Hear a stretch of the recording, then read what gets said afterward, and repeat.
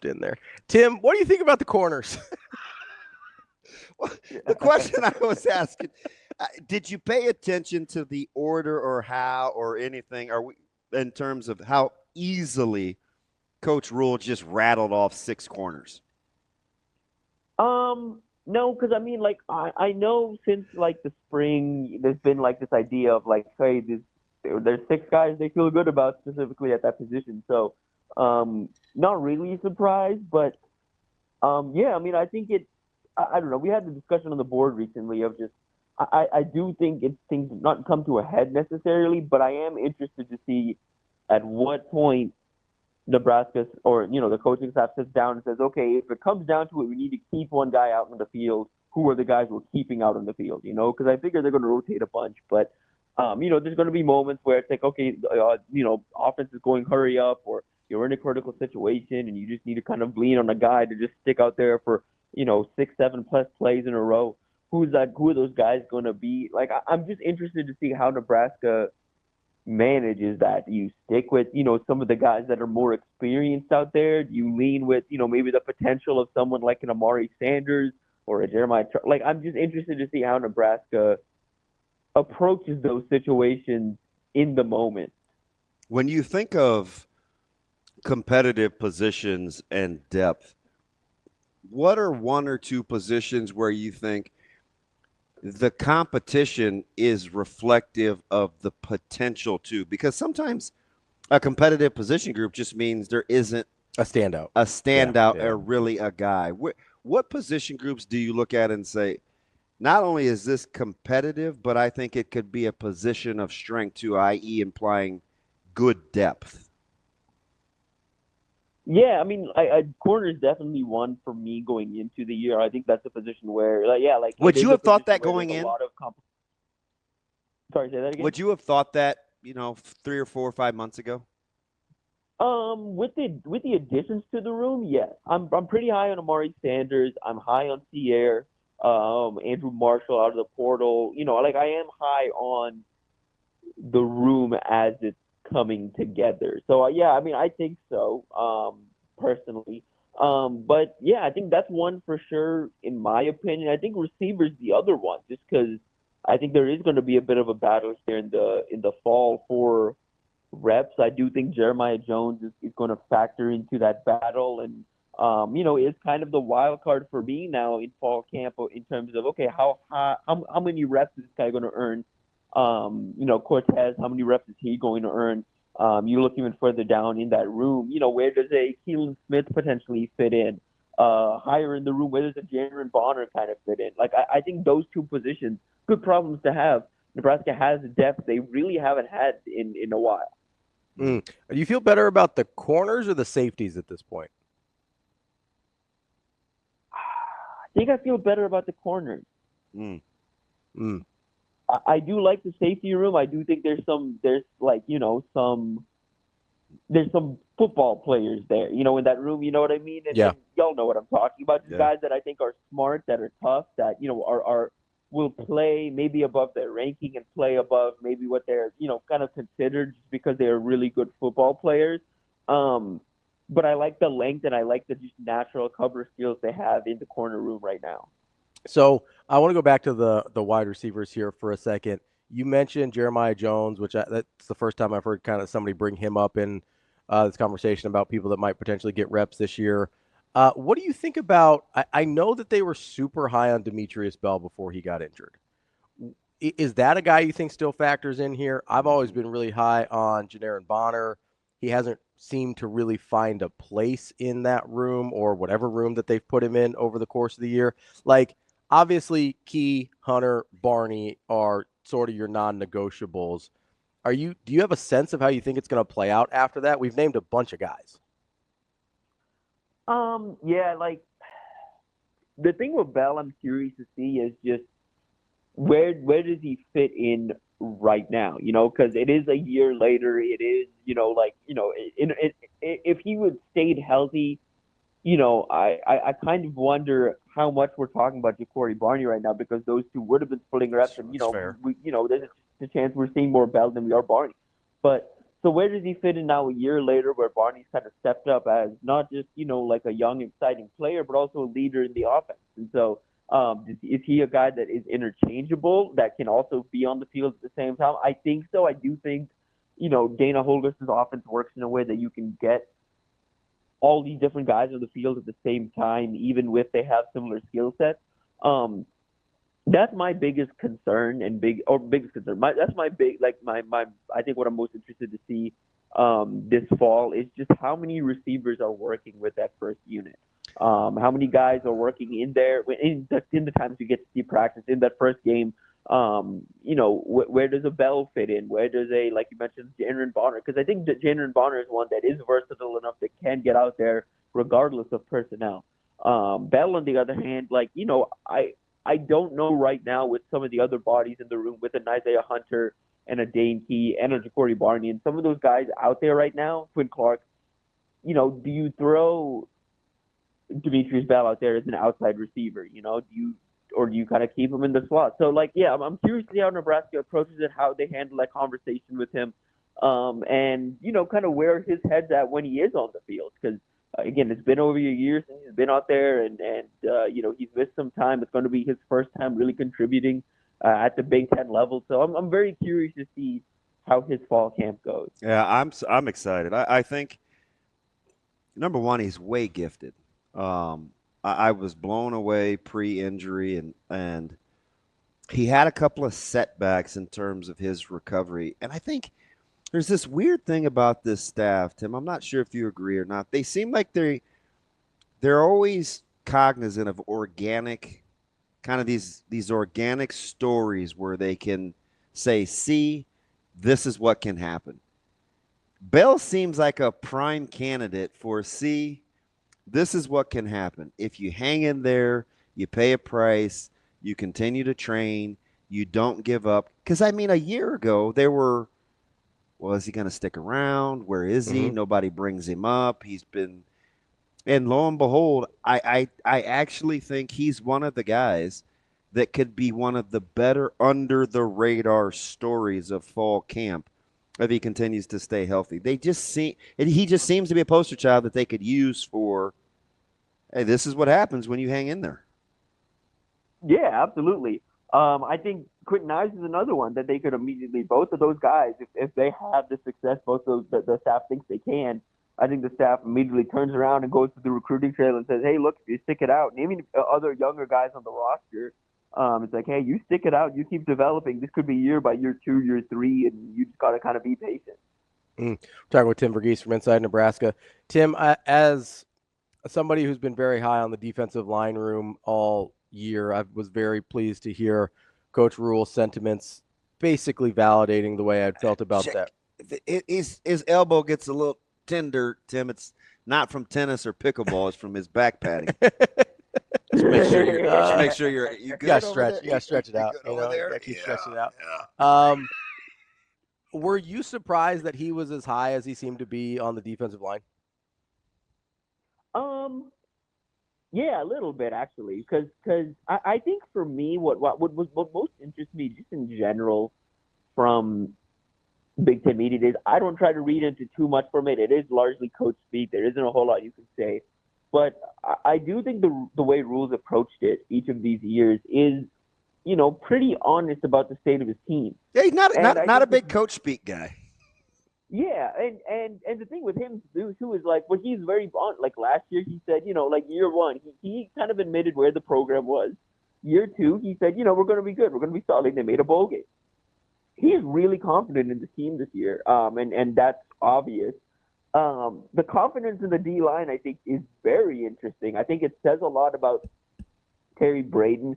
And in my head, this offseason have been, I'm like, I'm kind of in wait and see mode with the defense, especially the interior. I really need to see what they look like on the field. Like, do they have the depth? Do they have, everything? And yeah, there's some known commodities in there, but, are they ready to kind of for the challenge of stepping up and kind of building where Ty and Nash left off?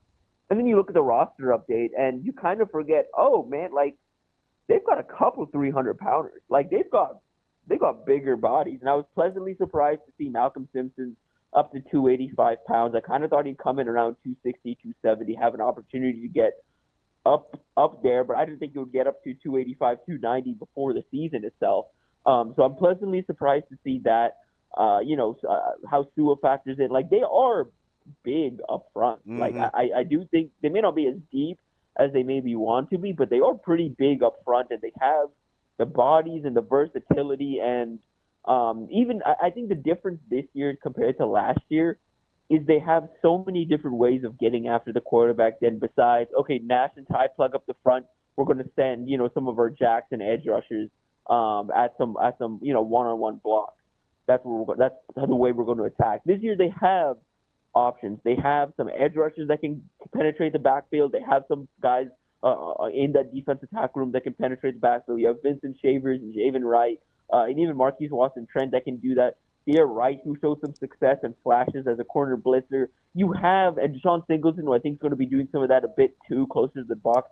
You have a couple more ways you can attack the front that I think you're going to be asking less of, the front, more of asking him to kind of stuff gaps and hold the line down and kind of maintain leverage than you are asking them, like you did kind of Nash and Ty last year, to go make plays. Slot, because you said cornerbacks for competitive and high-end yield. Slot O-line, and not now, speaking of back betting, we saw reference to the tight end room too. I don't know where tight ends fits in kind of your frontal lobe, but compare and contrast the competitive spirit in those two rooms versus the potential of the high-end yield in those rooms. Are they similar? Is it you're just trying to sort through bodies, or you think it could potentially be a productive groups?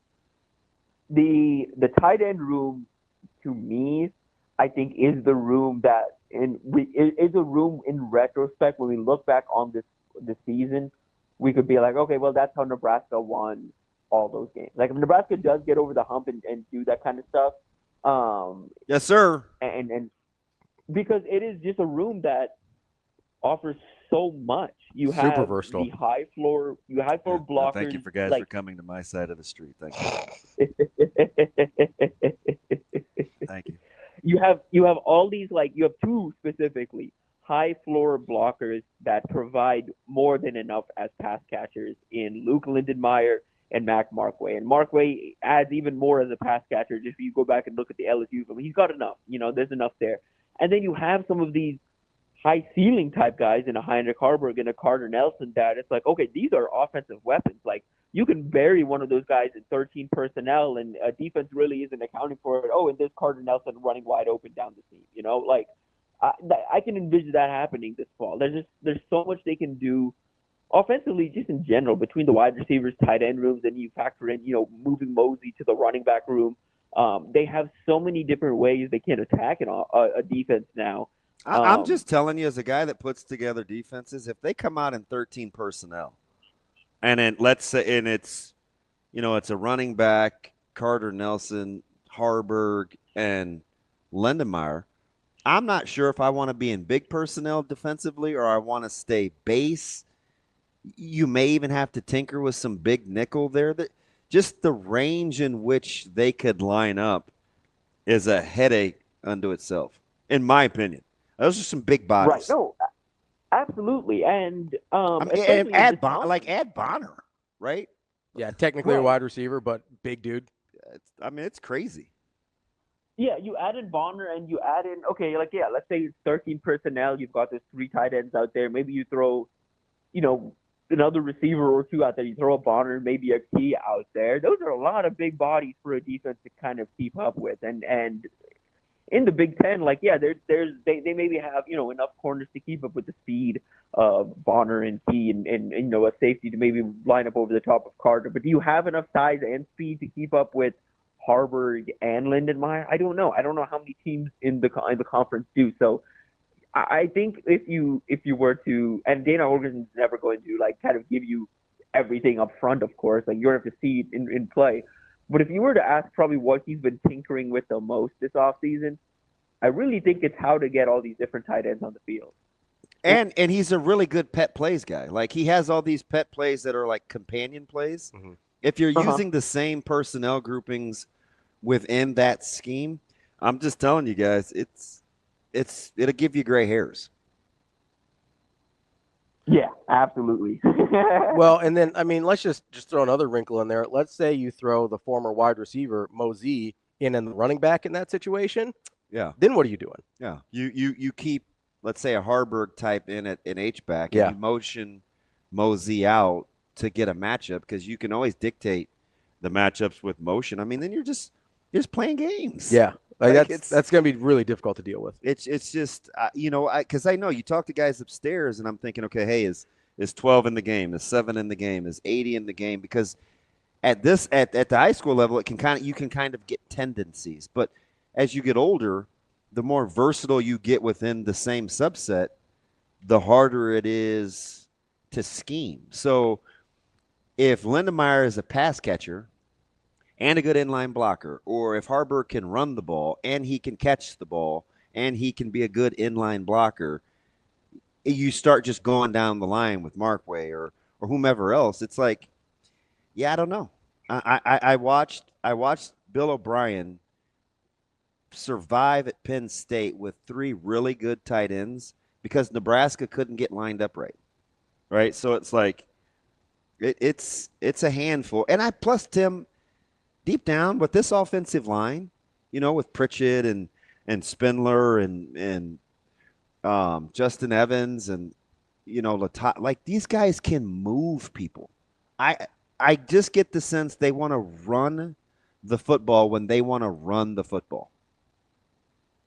Yeah. That's I think for the Nebraska fan that's been paying attention since last fall through this year, I don't think they're going to get caught off guard by this.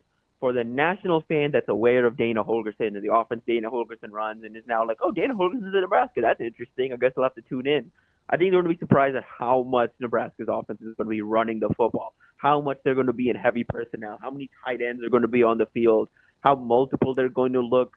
And at the end of the day, it's going to be, Dana Holgorsen offense essentials. You're going to have your mesh. You're going to have your drive concepts. You're going to have, like everything that a Dana Holgorsen offense has. You're going to be pushing the ball downfield. It's going to be playing with some tempo and pace in moments. But I think what's going to surprise, the national audience is how much Nebraska leans on Emmett Johnson, leans on the strength of the interior. Because, like you mentioned, I think when I think about the offensive line going into the year, all of my concerns are how are they going to hold up in a long developing concept? How are they going to hold up when Dylan has to sit there and pass the ball and progress through 3-4 different reads? I have no concerns about them as a run blocking unit. Even the questions about Elijah Pritchett, they're all about him and mainly as a pass blocker. I don't really have too many questions about him as a run blocker. I went down the Vanderbilt Bama hole yesterday on television. Mm-hmm. And there are definitely some things that you can coach out of him. But as a run blocker, I have no concerns watching him and Jam Miller and these guys against Vandy. And Vandy worked them because they kept the ball so long in that game. But I agree, man. Like, Spindler's the same way. Like, just grading and rooting guys out, those are big – cock-strong graders, right? Like, why wouldn't they play to their strengths? Right. So yeah, like I do expect them to kind of run the rock a little bit, and I also say this on Pritchett. I said it on me and Steve had this discussion when he joined the program, and I know we've mentioned it in like our breakdowns of him, but I do want to kind of note I did think the way Pritchett played against Wisconsin at the start of the year was different than the way he progressed as the year went on. I do think he finds more success against some of these power-based rushers that he's going to see more of in the Big Ten than some of these quicker guys that you do see in the SEC. And the SEC is unique. You do see these guys off the edge that are big and quick. You don't just see the kind of like traditional just straight speed or straight power rushers. You do got to get a hybrid. But for the power rushers that, Pritchett's going to face, against the Wisconsins and the Iowas and some of the teams you see in the Big Ten, I think Pritchett can hold his own and handle this.